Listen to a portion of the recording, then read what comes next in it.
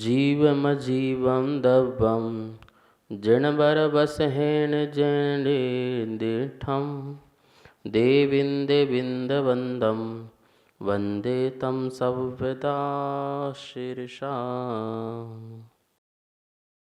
द्रव्य संग्रह परम मांगलिक ग्रंथ है। आचार्य नेमिचंद द्वारा यह लिखा गया है। 58 गाथाएं हैं। भाषा प्राकृत है, शैली सुगम है और इसमें 6 द्रव्य, 7 तत्व, 9 पदार्थ, मोक्ष मार्ग और ध्यान का बहुत सुंदर वर्णन है। गाथा नंबर 14, जिसमें अपन देख रहे थे सिद्ध का स्वरूप और ऊर्ध्वगमन आत्मा का स्वभाव है। निकम्मः 8 गुण इस प्रकार से बात की गई थी। तो निष्कर्म हैं, 8 गुणों से 8 कर्मों से रहित हैं। 8 कर्मों की कल व्याख्या देखी थी अपन ने। अब 8 कर्म में सबसे पहला कर्म कौन सा नष्ट होता है? तो मोहिनी कर्म का अभाव सबसे पहले होता है। मोहिनी कर्म का अभाव सबसे पहले होता है।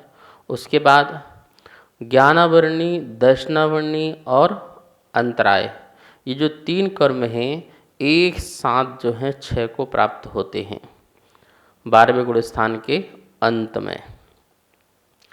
इसके बाद जो 4 कर्म हैं आयु, नाम, गोत्र और वेदनी, ये चारों कर्मों का 6 भी अंत में जो है एक साथ ही 6 को प्राप्त हो जाते हैं।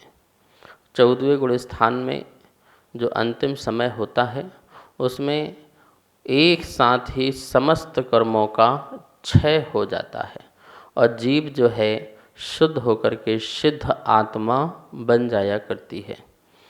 इसके बाद 8 गुणा लिखा था सूत्र में, गाथा में 8 गुणों से संपन्न हो जाते हैं सिद्ध भगवान। तो कौन से कर्म को नष्ट करने से कौन सा गुण प्रकट होता है, इसे जानना चाहिए। यह लिखा है, मोहिनी कर्म के नाश होने पर क्षायिक सम्यक्त्व प्रकट होता है, अर्थात सुख प्रकट होता है। ज्ञानावर्णी कर्म के नाश होने पर केवल ज्ञान अथवा क्षायिक ज्ञान कह सकते हैं। दर्शनावर्णी कर्म के नाश होने पर केवल दर्शन। अंतराय कर्म के नष्ट होने पर, नाश होने पर अनंत वीर मतलब शक्ति प्रकट होती है। नाम कर्म के नाश होने पर सूक्ष्मत गुण प्रकट होता है। आयु कर्म के नाश होने पर अवगाहनत गुण प्रकट होता है। गोत्र कर्म के नाश होने पर अगुरु लघु गुण जो है प्रकट होता है और वेदनी कर्म के नाश होने पर अव्ययवाद गुण प्रकट होता है। इस प्रकार से ये 8 गुण सम्मत्तणान दंसन वीरे सुहम तव गुणम अगुलगुवाहम 8 गुणा होंती सिद्धाड़म, ये 8 की 8 जो गुण हैं सिद्ध भगवान में प्रकट होते हैं। और इसलिए गाथा में कहा 8 गुणा होंती सिद्धाड़म। जो निष्कर्म हैं, आकर्मों से रहित हो गए हैं और 8 गुणों से जो संपन्न हो गए हैं, ऐसे सिद्ध भगवान। अब ये 8 गुण क्या क्या कैसे होते हैं, इनका स्वरूप क्या है, तो यहाँ समझते हैं। पहला जो है अनंत ज्ञान, यहाँ से चलेंगे। जैसे कर्मों का क्रम है उसी क्रम से यहाँ पर अपन समझते हैं। अनंत ज्ञान लिखा है, परिपूर्ण, अनुपम, विशुद्ध, सभी पदार्थों को जानने वाले, उसे अनंत ज्ञान कहते हैं। जिसे केवल ज्ञान भी कहते हैं, जिसे क्षायिक ज्ञान भी कहते हैं। ऐसा ज्ञान प्रकट होना, एक तो परिपूर्ण है, उसमें अपूर्णता नहीं है। ऐसा कोई ज्ञेय पदार्थ नहीं है जो ज्ञान का उनके विषय नहीं बन पा रहा है, तो परिपूर्ण है। दूसरा अनुपम है, उस ज्ञान की किसी प्रकार की उपमा नहीं दी जा सकती है। और विशुद्ध है, विशुद्ध ज्ञान है, अत्यंत विशुद्ध ज्ञान है, निर्मल ज्ञान है। जो जैसा पदार्थ है वैसा ही पदार्थ उनके ज्ञान में वैसा झलकता है, ऐसा विशुद्ध ज्ञान है। सभी पदार्थों की सभी पर्यायों को जो युगपद एक साथ जान लेते हैं, ऐसा ज्ञान अनंत ज्ञान कहलाता है। दूसरा, अनंत दर्शन। किसी भी सहायता के बिना समस्त मूर्त अमूर्त द्रव्यों को सामान्य रूप से देखना, अवलोकन करना, ये अनंत दर्शन कहलाता है। इसे छायिक दर्शन भी कहते हैं, इसे केवल दर्शन भी कहते हैं। जिस ज्ञान में जितने भी मूर्त पदार्थ हों या अमूर्त पदार्थ हों, जिनको सामान्य रूप से एक साथ ही अवलोकन मतलब देख लिया जाता है, अभेद रूप से ही सामान्य रूप से अभेद रूप से देख लिया जाता है, या जिनके ज्ञान में दिख जाता है, ऐसा जो है वह अनंत दर्शन कहलाता है। केवली भगवान या सिद्ध परमात्मा जो होते हैं, उनका दर्शन और ज्ञान जो है युगपत होता है, एक साथ होता है।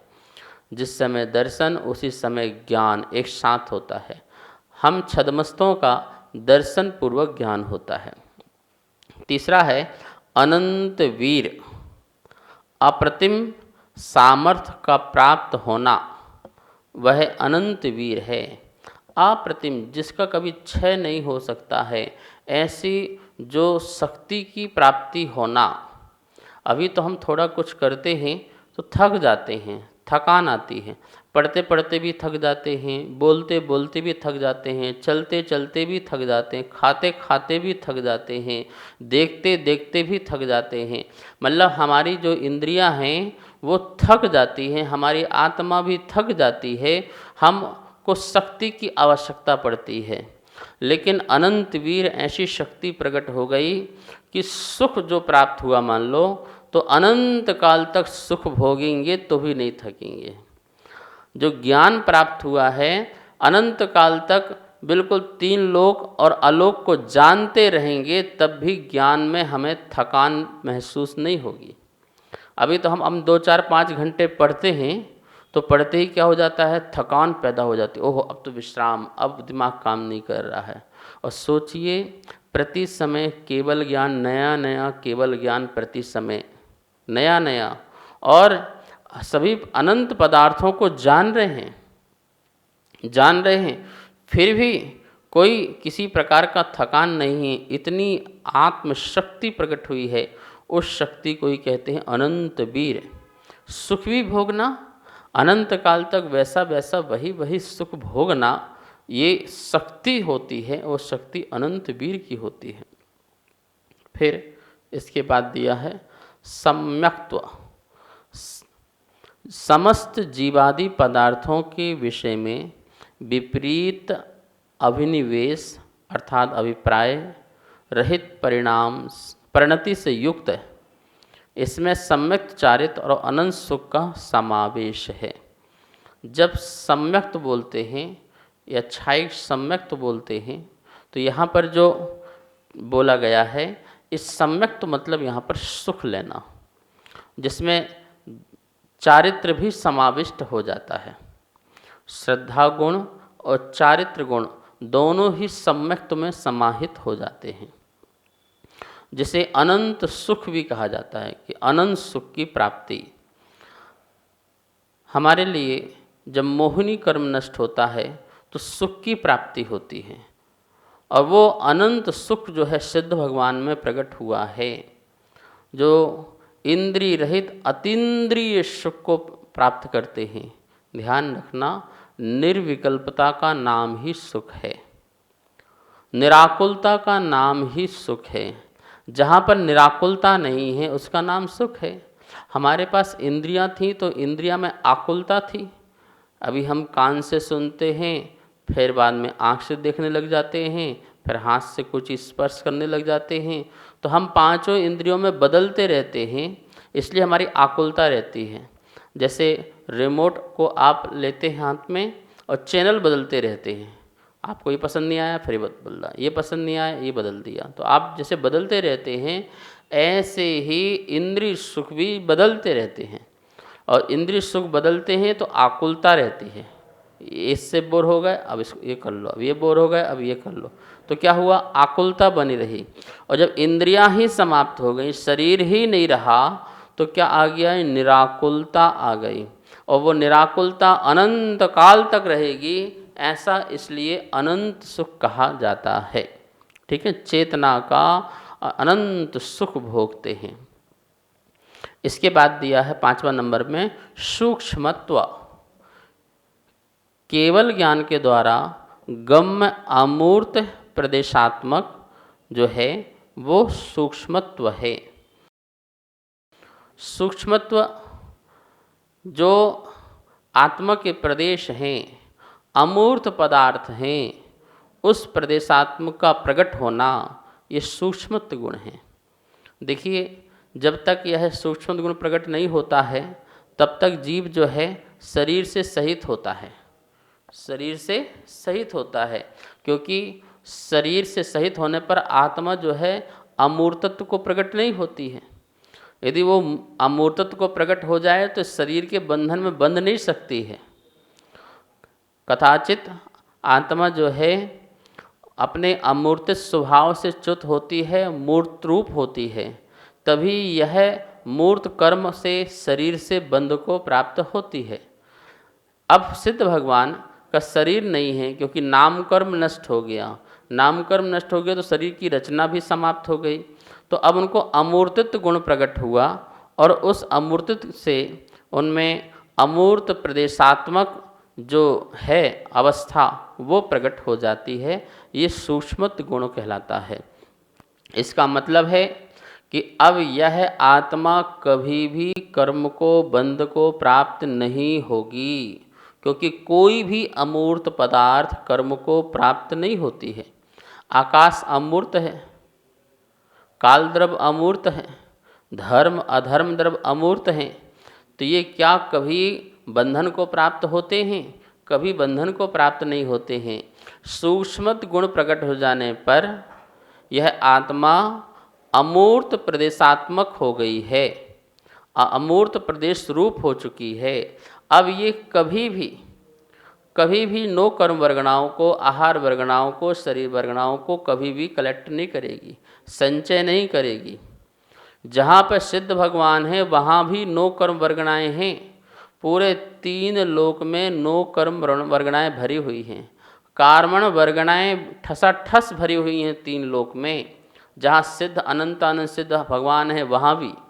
लेकिन वो अमूर्त आत्मा जिन्होंने सूक्ष्म गुण को प्रकट कर लिया है, वो कभी भी वहाँ भी कर्मों को संचय नहीं करेंगी, इकट्ठा नहीं करेंगी। अमूर्त से कभी मूर्त नहीं होते हैं। तो फिर आप बोलेंगे ये आत्मा मूर्त कब हुई? जब आत्मा अमूर्त थी तो मूर्त कब हुई? नहीं, अनादि काल से आत्मा जो है संसार अवस्था में मूर्त ही है, अमूर्त नहीं है। इस बात को ध्यान रखना। यदि पहले से अमूर्त थी तो मूर्त होने की जरूरत क्या होती? ठीक है ना। तो यदि अमूर्त मानते हैं कि आत्मा का स्वभाव अमूर्त है, तो फिर ये आत्मा कर्मों को कैसे बांधी? फिर तो सिद्ध भगवान भी कभी अपने अमूर्त को छोड़ करके मूर्त हो जाएंगे और कर्म बंध बांध करके संसार में जन्म ले लेंगे। तो फिर हमको अवतार समझना पड़ेगा कि भगवान का भी बार बार अवतार होता है, लेकिन ऐसा है नहीं। एक बार आत्मा नाम कर मतलब शरीर रचना को नष्ट कर दिया, अमूर्त हो गई, अब वो कभी भी जो है मूर्त रूप में नहीं जाएगी। जैसे सोना जो है पत्थर से निकल गया, अब शुद्ध हो गया, अब वह शुद्ध सोना कभी भी मिट्टी रूप नहीं होगा, पाषाण रूप नहीं होगा, उससे घनत्व को प्राप्त नहीं होगा, एक में एक को प्राप्त नहीं हो गया, क्योंकि अब वो शुद्ध हो चुका है। उदाहरण के लिए, दृष्टांत के लिए समझना, ठीक है ना। ऐसे ही जब आत्मा शरीर रहित हो गई तो अब उसने अमूर्तत्व गुण प्रकट कर लिया, सूक्ष्मत्व गुण प्रकट कर लिया, तो वो अब कभी भी आत्मा जो है स्थूल को प्राप्त नहीं होगी, अर्थात शरीर आदि सहित संपन्न नहीं होगी, वो निराकार हो जाती है। ये सूक्ष्मत्व गुण 5वां नंबर का। 6वां है अवगाहनत्व। जहाँ एक सिद्ध होते हैं वहाँ अनंत सिद्धों का समाविष्ट हो जाता है, वह अवगाहनत्व है। आयु कर्म के कारण हमारे में अवगाहनत्व प्रकट नहीं हो पा रहा था। हमारा आयु कर्म का उदय चल रहा है तो हम जो हैं अपनी ही आत्मा में अनंत आत्माओं को समाविष्ट नहीं कर सकते। हमारा शरीर एक दूसरे से टकरा जाएगा, हम एक दूसरे को अवगाहना नहीं दे सकते हैं। और अवगाहनत्व गुण प्रकट हो जाने पर अर्थात आयु कर्म के बंधन से रहित हो जाने पर, जैसे ही हम आयु कर्म के बंधन से रहित हुए, सिद्ध बने, तो इस आत्मा में ऐसा अवगाहनत्व प्रकट हो गया कि अनंत आत्माएं भी हमारे आत्मा में समाविष्ट हो जाएं और वो अपने अपने स्वरूप में रहें तो कहीं किसी को बाधा नहीं पहुंचेगी। ऐसा अवगाहनत्व गुण प्रकट हो जाता है। सातवां है अगुरु लघुत्व। सिद्धों में छोटे बड़े पने का अभाव होना अगुरुत्व है। कोई सिद्ध भगवान कोई छोटे नहीं हैं, कोई बड़े नहीं हैं, ये सामान्य परिभाषा समझना। वस्तुतः सैद्धांतिक परिभाषा तो यह है कि अब ऐसा अगुरु गुण प्रकट हो गया है कि कोई भी गुण जो है अपने अन्य गुण रूप नहीं होगा, विकार भाव रूप प्रकट नहीं होगा। वो अपने गुण की द्रव्य की सत्ता को कायम रखता है, वो अगुरु गुण कहलाता है। इस अगुरु गुण से प्रत्येक गुण जो है षड्गुण हानि रूप जो है, पतित रूप से, हानि रूप से, वृद्धि रूप से अपने प्रति समय होते रहते हैं और अपने गुण को कायम रखते हैं, अपने द्रव्य को कायम रखते हैं। यह अगुरु गुण का काम कहलाया करता है और यह शुद्ध रूप से प्रकट हो गया है। 8वां नंबर है अव्याबाधत्व। वेदनीय कर्म के अभाव में होने वाली अनंत सुख रूप आनंदमय सामर्थ्यता अव्याबाध है। अव्याबाध जो कभी बाधा ना पहुँचाए, इसका नाम अव्याबाध है। वेदनीय कर्म का नष्ट हुआ, अभाव हुआ, तो जो अनंत सुख सिद्धों का है उसमें अनंत काल तक कोई बाधा उत्पन्न होने वाली नहीं है। ज्ञान में बाधा नहीं उत्पन्न होगी, दर्शन में बाधा उत्पन्न नहीं होगी, अनंत सुख में बाधा उत्पन्न नहीं होगी। यह अव्याबाध है। अव्याबाध अभी हमारे सुख में बाधा है, सुख हुआ फिर दुख आ गया, दुख हुआ फिर सुख आ गया। ऐसा संसार अवस्था में सुख दुख में बाधा है ना, लेकिन अब किसी भी प्रकार से हम अनंत सुख में बाधा ना पहुँचे, ऐसा अव्याबाध नाम का गुण प्रकट हुआ है सिद्ध परमात्मा में। इस प्रकार से सिद्ध भगवान के ये 8 गुण आपको सामान्य रूप से संक्षेप में यहाँ बताए। और भी शेष विषय रहेगा, कल बताएंगे। अभी समय हो चुका है, आइए माँ जनवाणी की स्तुति करते हैं। वाणी के ज्ञान ते सूझे लोकालोक, सो वाणी मस्तक नमो, सदा देत हूँ धोक, सदा देत हूँ धोक। सबको बहुत बहुत मंगल आशीर्वाद। इस कार्यक्रम के पुण्यार्जक थे श्री खंडेलवाल दिगंबर जैन मंदिर, राजा बाजार, कनॉट प्लेस, नई दिल्ली, एवं श्री खंडेलवाल दिगंबर जैन मंदिर, वैदवाड़ा, दिल्ली के अंतर्गत खंडेलवाल दिगंबर जैन पंचायत, दिल्ली। जिनेंद्र जैन नरपतिया अध्यक्ष, धीरज जैन कासलीवाल महामंत्री, विजय लोहाड़िया विक्की उपाध्यक्ष, गौरव पाटोदी मंत्री, विनोद पांड्या कोषाध्यक्ष।